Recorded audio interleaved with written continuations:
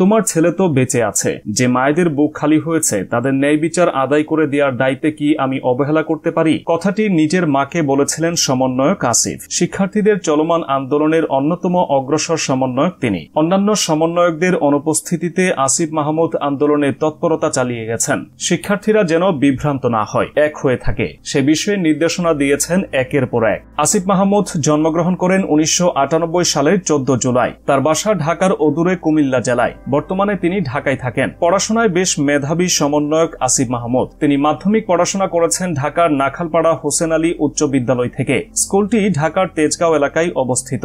এরপর আসিফ মাহমুদ উচ্চ মাধ্যমিক ভর্তি হন ঢাকার আদমজী ক্যান্টনমেন্ট কলেজে। আদমজী ক্যান্টনমেন্ট কলেজের বিএনসিসি প্লাটুনের ক্যাডেট সার্জেন্ট ছিলেন তিনি। 2017 সালে আসিফ মাহমুদ ভর্তি হন ঢাকা বিশ্ববিদ্যালয়ে। তার পড়াশোনার বিষয় ছিল ভাষা বিজ্ঞান। আসিফ মাহমুদ ঢাকা বিশ্ববিদ্যালয়ে ভর্তির পর ছাত্র অধিকার পরিষদের সাথে যুক্ত হন। তিনি 2023 সালের ফেব্রুয়ারি মাসে সংগঠনটির সভাপতি হিসেবে নির্বাচিত হন। ছাত্র অধিকার পরিষদ শিক্ষার্থীদের অধিকার নিয়ে কাজ করে। পূর্বে সংগঠনটির নাম ছিল বাংলাদেশ সাধারণ ছাত্র অধিকার সংরক্ষণ পরিষদ। 2020 সালে নাম পরিবর্তন করে এই সংগঠনটি ছাত্র রাজনীতিতে যাত্রা শুরু করে।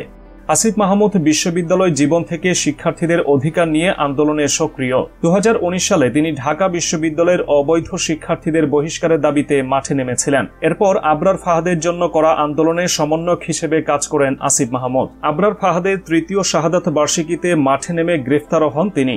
আসিফ মাহমুদ এনআরসি কিংবা সিএএ এর মতো আন্দোলনগুলোর সমন্বয়কের ভূমিকা পালন করেন। এছাড়াও তিনি করোনার পরে হল শিক্ষা প্রতিষ্ঠান খোলো আন্দোলনের প্রধান সমন্বয়ক ছিলেন। এবারের আন্দোলনেও আসিফ মাহমুদ পিছপা হননি। সমন্বয়কদের মাঝে তিনি ঢাকা বিশ্ববিদ্যালয় কমিটির আহ্বায়কের ভূমিকা পালন করছেন। সমন্বয়কের ভূমিকা পালন করতে গিয়ে গোয়েন্দা হেফাজতেও যেতে হয় আসিফ মাহমুদকে।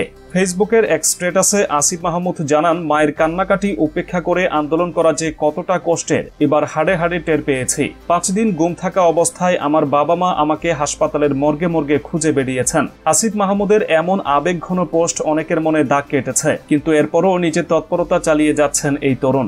প্রথম আসিফ মাহমুদের পরিবার তার এমন কার্যক্রম নিয়ে উদ্বিগ্ন ছিল। তবে আসিফ মাহমুদকে যে এত মানুষ ভালোবাসে সে বিষয়টি জানার পর তার পরিবার তাকে নিয়ে গর্ববোধ করছে।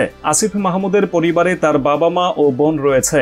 তারা সকলে এখন আসিফ মাহমুদের পাশে। এছাড়াও দেশের ছাত্র সমাজের কাছে জনপ্রিয় হয়ে উঠছেন আসিফ মাহমুদ। তার একটি ফেসবুক পেজ রয়েছে, যেখান থেকে তিনি নিজের বিভিন্ন বক্তব্য জানান দেন। পেজটিতে ফলোয়ার সংখ্যা প্রায় 3,80,000। এ থেকেই বোঝা যায় তিনি কতটা জনপ্রিয় হয়ে উঠেছেন সাধারণ শিক্ষার্থীদের মাঝে। পত্র পত্রিকাতেও আসিফ মাহমুদের মন্তব্য উঠে আসে। আসিফ মাহমুদ তার বিশ্ববিদ্যালয় জীবনের শুরু থেকেই ন্যায়ের কথা বলে আসছেন। এখনো সেই ধারা অব্যাহত আছে। ছাত্র সমাজ যেমন আসিফ মাহমুদকে ভালোবেসেছে, তেমনি তিনিও শিক্ষার্থীদের জন্য কাজ করে যাচ্ছেন। আসিফ মাহমুদের এমন কার্যক্রম তাকে আজ এই পর্যায়ে নিয়ে এসেছে। দায়িত্ব, অধিকার এবং ন্যায়ের সাথে থাকায় তিনি আজ শিক্ষার্থীদের কাছে একজন নায়কে পরিণত হয়েছেন। আর মানুষের ভালোবাসার এই প্রতিদানও তিনি দিয়ে যেতে চান।